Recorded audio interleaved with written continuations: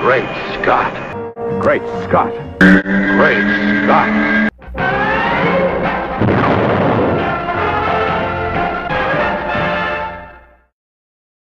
Hello, everyone, and welcome to another Golly Gee edition of Great Scott. I'm Scotty V.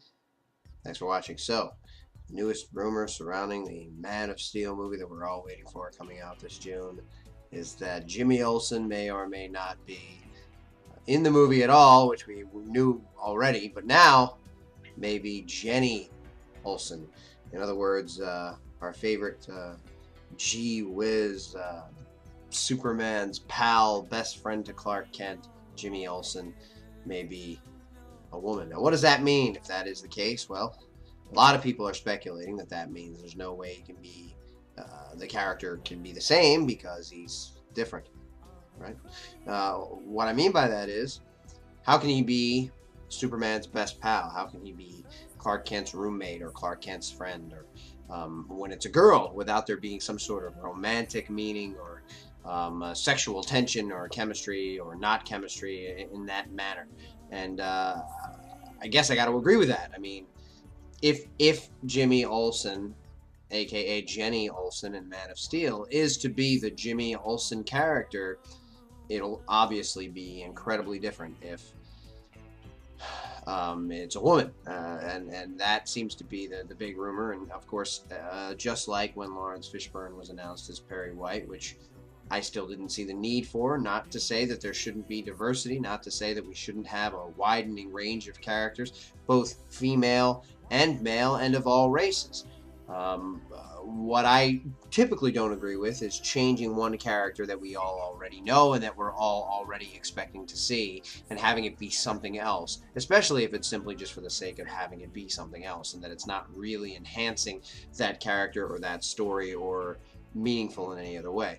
I do, however, think that if the only Olsen character that we get in this Man of Steel movie, if this rumor turns out to be at all true, does happen to be a female Jimmy Olsen, but called Jenny Olsen, that it will bring kind of an interesting dynamic to the character and to the movie.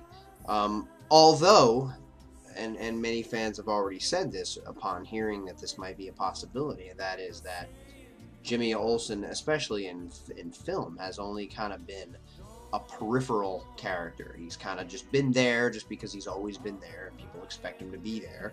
Sometimes he's bow-tied and red-haired with freckles, and other times he just has dark hair and he's kind of a goofy guy or whatever. But he's there. He's kind of in the background. He's the Daily Planet photographer slash wannabe reporter guy.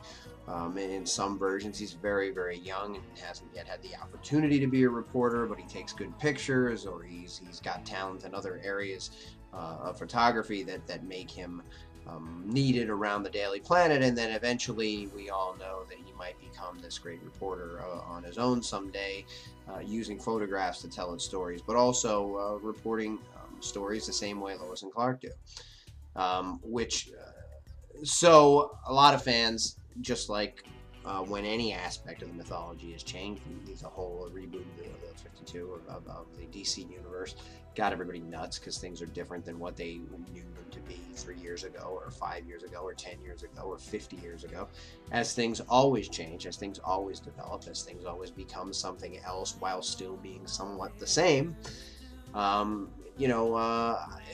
my mind, Lois Lane is not a bad speller who smokes like crazy, but that's what Margot Kidder was in the 70s Donner films, and that's what a lot of people associate as being Lois Lane. So when Smallville did it, and when Smallville had their Lois Lane be a drinker and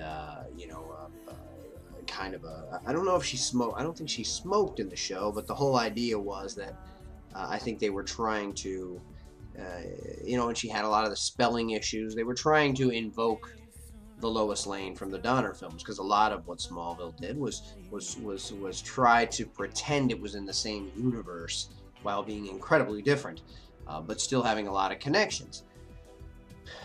And I think that to each person, they have their own thing. Now, it seems to me that a lot of Superman fans really take heavy umbrage with anyone that says that the Donner film wasn't the highlight of superhero films and wasn't the best Superman film, that Christopher Reeve wasn't the best Superman and all that. But then to others, I'm sure that was a change from their man. That was a change from George Reeves, and George Reeves was a change from Kirk Allen. Everybody has their own things. So I guess try to look at this positively, because when I first read it, my first reaction was dubiousness. How dare you? How dare you change Jimmy Olsen into a woman? And for those of you who haven't heard about it, apparently it appears to be the woman that is running away from the falling buildings in Metropolis in the trailer. She's running alongside Lawrence Fishburne, who is Perry White, and she is supposedly the woman who is listed on IMDB as Jenny Olsen, which, to alleviate some of your fears, I believe, A, IMDB is not always completely accurate this early in the process before a film is released, and B, Jenny Olsen could be any type of relative to Jimmy, could be a sister, could be an aunt, could be a niece, could be anything, a cousin that happens to be around, especially since this is the early days of Clark getting to the planet.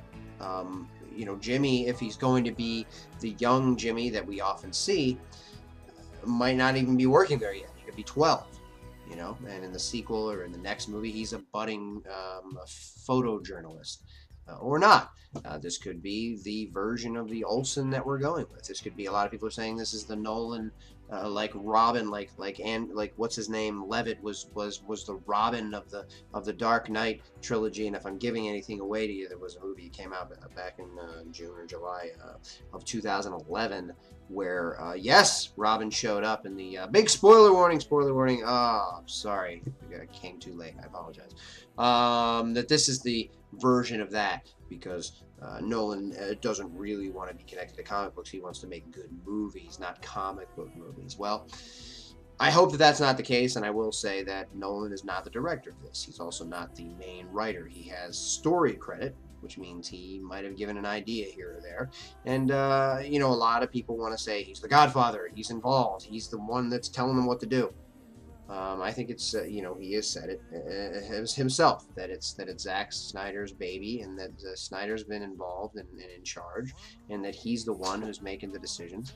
And if this does turn out to be the only quote-unquote Jimmy Olsen that we see in this franchise, I don't necessarily think that will be the downfall of civilization as we know it. I think that it could bring an interesting dynamic. Would I rather see Jimmy Olsen as Jimmy Olsen that we know, or that we would expect to know? I think probably I would, but what does that mean? I think that every Jimmy Olsen has been different in every incarnation that we've seen. Sometimes, as in the Smallville, he's this cool, suave guy who can kind of get things done and beat people up and handle himself, and then he turns out not to be Jimmy, and he has a brother whose name is also Jimmy, and it's just weird.